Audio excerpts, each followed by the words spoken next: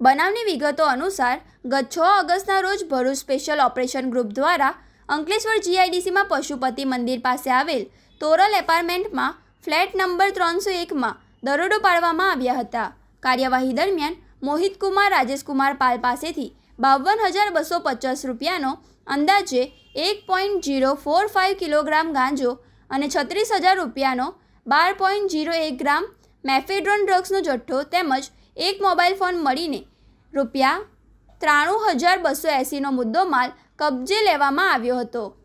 પોલીસની પ્રાથમિક પૂછપરછમાં ઝડપાયેલા મોહિતકુમારે કબૂલાત કરી હતી કે તે વેચાણ અર્થે આ નશાકારક પદાર્થો લાવ્યો હતો, જેમાં ગાંજાનો જથ્થો લક્ષ્મણનગરમાં રહેતા મિથિલેશ પાસેથી અને એમડી ડ્રગ્સનો જથ્થો જીઆઈડીસીના 500 ક્વાર્ટર્સમાં રહેતો દીપ્તેશ પટેલ પાસેથી મેળવ્યો હતો.